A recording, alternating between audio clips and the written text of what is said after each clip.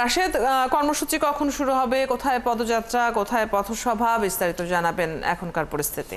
কর্মসূচি ইতিমধ্যে শুরু হয়ে গেছে।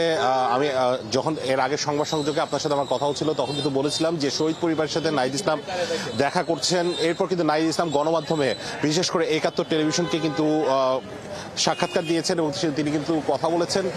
এখন কিন্তু পদযাত্রা কর্মসূচিটি হচ্ছে সার্কিট হাউস যেটি আছে সেই সার্কিট হাউস মোড় থেকে কিন্তু পদযাত্রা কর্মসূচি শুরু হয়েছে। শুরু হবার পর সেই কর্মসূচিটি কিন্তু যে শেষ হবে পথসভার মধ্য দিয়ে, তারপর কিন্তু চলে যাওয়া হবে গাজীপুরে। অর্থাৎ আজ 29তম দিন, অদিতি 29তম দিনের পর আর একদিন বাকি থাকবে। সেই দিন কিন্তু নরসিংদী এবং সাভারে একটি পথসভা পদযাত্রা কর্মসূচি হবার কথা। বলছিলাম যে কিছুক্ষণ আগে নাহিদ ইসলামের সাথে কথা হয়েছিল। নাহিদ ইসলামের সাথে কথা হচ্ছিল, নাহিদ ইসলামকে কিন্তু বলা হচ্ছিল যে গতকাল আপনি জানেন যে বিএনপির মহাসচিব মির্জা ফখরুল ইসলাম আলমগীর তিনি কিন্তু বলছিলেন যে এই যে গণ অভ্যুত্থানের পর এক বছরের মাঝে যে তরুণরা পাঁচ সমন্বয়কের যে চাঁদাবাজির যে ঘটনা সেটি বলার পর এক বছরের মাথায় যদি এরকম হয় তাহলে দেশের ভবিষ্যৎকে এই ধরনের যে মন্তব্য করেছিলেন সেটি প্রেক্ষিতে কিন্তু বলছিলেন যে 5 আগস্টের পর বিএনপি কিন্তু এই যে চাঁদাবাজ সেটি কিন্তু দেশব্যাপী ছড়িয়ে দিয়েছেন।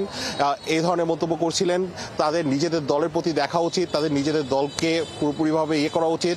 যারা জুলাই তরুণরা রয়েছে তাদেরকে নানাবিধভাবে প্রশ্নবিদ্ধ করা হচ্ছে, তাদেরকে চাঁদাবাজের সাথে সামাজিক যোগাযোগ মাধ্যমে ট্রল হচ্ছে, সেই সমস্ত বিষয়গুলো নিয়ে কিন্তু নাহিদ ইসলাম বলছিলেন। তিনি কিন্তু বলছিলেন যে বিএনপিকেও আসলে সেভাবে চিন্তাভাবনা করতে হবে, বিএনপিকেও আসলে সেভাবে করতে হবে, তাদের চাঁদাবাজ দলকে রুখতে হবে, প্রথমে তাদেরকে রুখতে হবে, তারপর আসলে তরুণদের উপর দোষারোপ করতে হবে।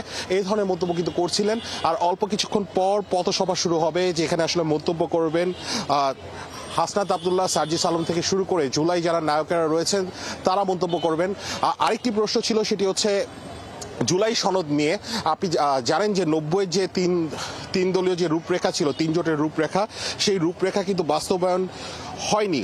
সেটিও 90-এর স্বৈরাচার এরশাদ সরকার পতনের জন্য যে গণ অভ্যুত্থান হয়েছিল সেই গণ অভ্যুত্থানের পর কিন্তু সেই রূপরেখাটা করা হয়েছিল, কিন্তু সেই রূপরেখাও কিন্তু নির্বাচিত সরকার আসার পর হয়নি। এরকম কোনো সুযোগ আছে কিনা সেটি কিন্তু নাহিদ ইসলাম, জাতীয় নাগরিক পার্টির আহ্বায়ক, জুলাই সনদ নিয়ে সেই প্রশ্নটি কিন্তু উড়িয়ে দেননি।